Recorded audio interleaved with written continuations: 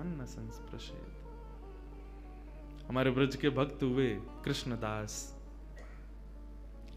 नित्य ठाकुर जी को माला पहनाते थे अपने हाथ से। महाभारत में अनुशासन पर्व में भीष्म पितामह कहते हैं कि यदि कोई व्यक्ति 12 वर्ष तक बिना नागा किए एक नियम का पालन करे तो 12 वर्ष के उस नियम का प्रभाव ये होगा, जिस देव को चाहेगा, जिस ब्रह्म को चाहेगा, जिस रूप को चाहेगा अपने सामने प्रकट कर सकता है। आज भी ये संभव है, लेकिन याद रहे एक दिन भी वो नियम टूटना नहीं चाहिए। ये भाव उन महात्मा ने सुना, कृष्णदास जी ने। मुझे बहुत प्रिय है कृष्णदास जी का भाव। उन्होंने एक ही सेवा अपना ली। जब कथा में सुनकर के गए कि 12 वर्ष तक कोई नियम अपना लिया जाए और 12 वर्ष तक उसको बेनागा पूर्ण किया जाए, तो 12 वर्ष के बाद जिस देव को चाहोगे, जैसे चाहोगे वैसे उसका दर्शन हो सकता है। तो नित्य माला बनाते थे अपनी कुटिया में, और नित्य माला बना करके नंद गांव में, नंद भवन में ऊपर जाकर के कन्हैया को अपने हाथ से पहनाते थे। और उनका भाव केवल इतना था, कन्हैया मैं ये नियम इसलिए अपना रहा हूं कि मैं चाहता हूं जिस दिन 12 वर्ष पूरे हों, 13वें वर्ष का पहला दिन प्रारंभ हो, उस दिन मैं ना आऊं, मेरा कन्हैया मेरे कुटिया पे आए, मैं वही माला पहनाऊंगा। मेरा बस यही नियम है। नित्य ठाकुर जी को माला पहनाते, और माला पहनाने के बाद में कन्हैया के कान में बोलते, लाला 2 साल हो गए, केवल 10 साल रह गए। माला पहनाते, कन्हैया केवल 5 वर्ष रह गए, कन्हैया अब केवल 1 ही वर्ष रह गए, कन्हैया अब तो 6 ही महीना रह गए, कन्हैया अब तो 15 दिन रह गए, अब तो नाचते हुए जाते हैं माला लेकर के, कन्हैया अब तो 1 ही हफ्ता रह गो। रोज माला पहना में, गर्मी पड़े, सर्दी हो, वर्षा हो, खांसी हो, जुकाम हो, बुखार हो, नहीं छोड़ते थे अपना नियम। आज विश्राम दिवस, 12वां वर्ष का अंतिम दिन, ठाकुर जी के सन्मुख गए, माला गले में धराई, लाला सेवा पूर्ण भई अब मोरी, अब मेरी सेवा पूर्ण, प्रतीक्षा करूंगो, कल 13वें वर्ष को पहला दिन है, तू आइयो, तेरे काजे देख 56 भोग बनाऊंगो, तेरे काजे बढ़िया जो है माला बना के रखूंगो, एक सेज सजा के रखूंगो, न एक देर पौड़ जाइयो मेरे पास, न एक मोसो बतिया लियो, और लाला तू को जितनो समय मिले तू उतनी देर को आइयो, लेकिन आ जाइयो। और प्रणाम करके उल्टे पांव जा रहे हैं। बोले कि इसका मतलब क्या है? बोले अब कल मैं आऊंगा नहीं, और लाला तू नहीं आयो ना तो जीवन में भूल जाइयो कि मैं कभी आऊंगा।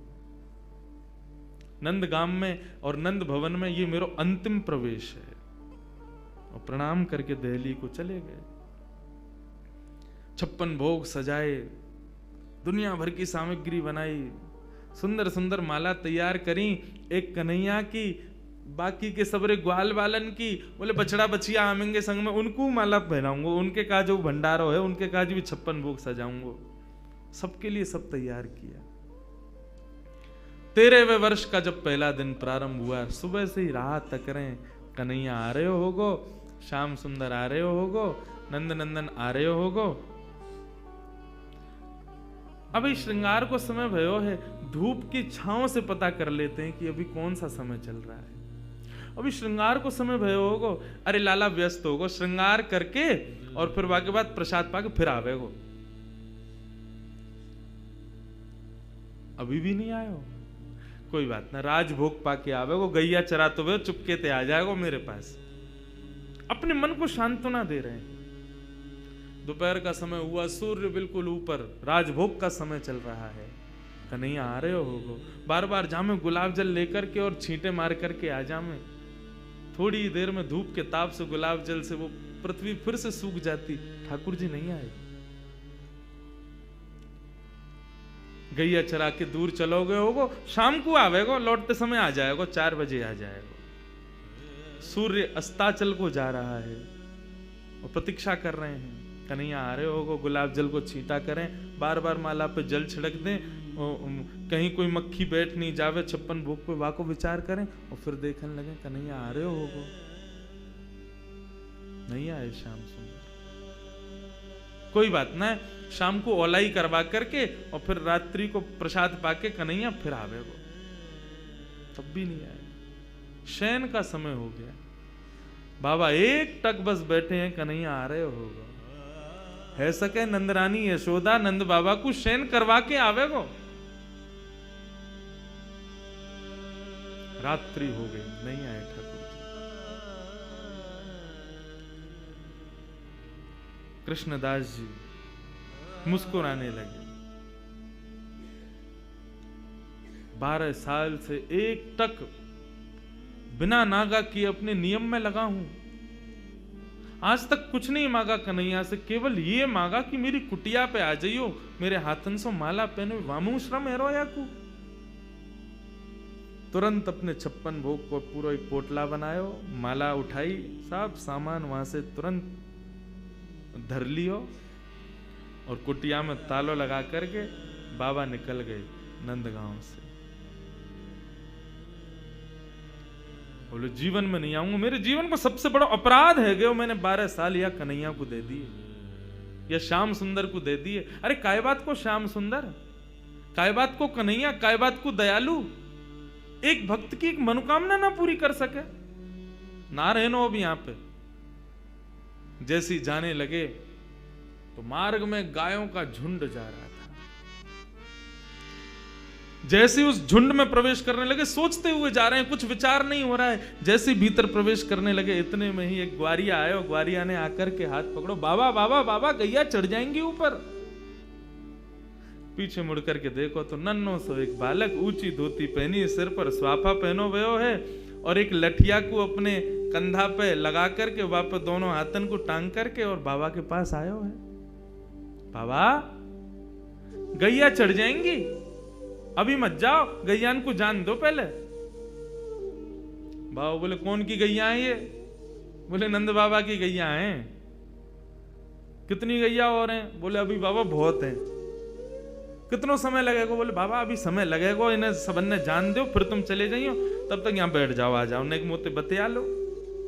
बाबा बैठ गए, पूछने लगे कहां से हो, क्या हो, कैसे, कहा, सब बात चलने लगी। बोले वो सब बाद में बताऊंगा बाबा, ये बताओ यहाँ में तो देसी घी की सुगंध आ रही है, या मैं कहा धरो भीतर? बोले अब कहा बताऊं तो को, ये छलिया माखन चोर ऊपर बैठो का कपटी एक नंबर को, या के काजे 56 भोग बनायो, आयो नहीं, जा रहा हूं छोड़ छाड़ के। बाबा तो फिर या को का करोगे? बोले आप का करूंगा, नेक दूर जाके मैं खा लूंगा। बोले नेक दूर जाके का खाओ, यहीं खा लो, नेक नेक मुंह को दे दियो। बाबा बोले हाँ ठीक है भाई, चल यहीं खा लें। पोटली खोल करके सब निकाल के सामग्री और बाबा ने खाई। ले तू भी ले ले। बाबा मेरे हाथन में गोबर लग रहा है, गंदे हरे, धोबे जानो पड़ेगो, कहां ते जल लाऊंगो? तो कैसे होगी? बोले आप खवाए दो ना अपने हाथ से। बाबा बोले अच्छा, ऐसे ही तेरो स्वामी, ऐसी सबरे गांव के बहु सेवा करवावे, तुम सेवा करवा लो। जान भी प्रेम ते ना दे रहे मुंह को, अब वो अपनी सेवा करवावे गो। पूरा गांव ही 100 है। बाबा एक स्वयं पामे और प्रभा सेवा ग्वारिया को पवा में, फिर स्वयं पामे, फिर ग्वारिया को पवा में। पवाते पवाते पवाते बाबा ने जैसी ग्वारिया को देखो, नेत्र लाल पड़ गए, नेत्रों से अश्रुधार बह रही है। बोले अब रोका ही को रोए? बोले मैं यहां हमारे रो रहा हूं बाबा, तुमने आज माला ना धराई मुंह को। बाबा ने कही कौन है तुम? इतने में ठाकुर जी खड़े भये, श्याम स्वरूप प्रकट भयो, मोर मुकुट प्रकट भयो, लकुटी प्रकट भई, वंशी प्रकट भई। ठाकुर जी को सर्वांगन स्वरूप प्रकट है गयो और प्रकट है करके बाबा को दर्शन देने लगे। बाबा मैं आ गयो, प्रसाद पा लियो, ले माला पहना मुंह को। आज मेरो पूरे दिन मन ना लगो, क्योंकि 12 साल ते रोज तेरे हाथन की बनी माला नित्य मेरे अंग को स्पर्श करती। मुंह को ऐसा ना लगता कि माला स्पर्श कर रही है, मुंह को लगती कि मेरो कृष्णदास मुंह से लिपटो भयो है। आज पूरे दिन व्याकुल रहो बाबा में, मुंह को जल्दी अपनी माला पहना, और तू माला पहना के आज मेरो आलिंगन कर ले। कृष्णदास क्रोध में देख रहे हैं। नहीं पहनाऊंगा, आज नहीं पहनाऊंगा, आज ये माला किसी और के गले में जाएगी। ठाकुर जी बोले कौन के गले में? बोले मैं यह विचार कर रहा हूं कि मैंने बरसानो जावे को मन बनायो तो कन्हैया प्रकट है गयो। यदि ये माला जाकर के किशोरी जी को ही धरा दूंगा और वहीं जाकर के उनके चरणन में ही रहूंगा, जहां जावे की इच्छा मात्र से कन्हैया प्रकट है गयो। यदि वहीं निवास करूंगा तो कन्हैया तो रोज आवेगो। ठाकुर जी हाथ पकड़े, पांव पकड़े। कृष्णदास बोले अब ना रुकूंगा, अब तो किशोरी जी के चरणन में ही जाके रुकूंगा। सीधे दौड़े, पीछे पीछे ठाकुर जी दौड़ रहे। अरे बाबा रुक जा, अरे नेक रुक जा, मेरी सुन तो ले। बोले जो कहनी है मां अदालत में आके पेशी करियो, अब तो मैं वहीं रहूंगा। दौड़ करके गए और जाकर के सबसे पहले अपना नाम बदलो, अब ते मैं राधा दास। किशोरी जी के चरणन में जाकर के माला धरा दी और जैसे ही प्रणाम करके किशोरी जी को देखो है तो वही किशोरी जी में श्याम सुंदर, वही श्याम सुंदर में किशोरी जी, ऐसा भाव उनके सामने प्रकट है गयो। कहने को अभिप्राय भागवत भी इस बात को स्वीकार करे कि तस्य भाव प्रभावेण विरहोस्मान न संस्पृशेत। यदि किशोरी जी की शरण ले ली जाए तो ये श्याम सुंदर कभी कोई को विरह ना दे सके।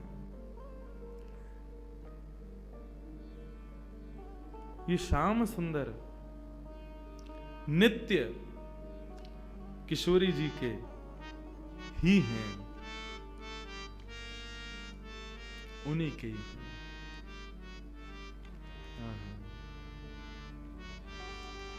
ऐसे किशोरी जी को हम बारंबार प्रणाम करें, बारंबार वंदन करें, वो हम पे कृपा करें।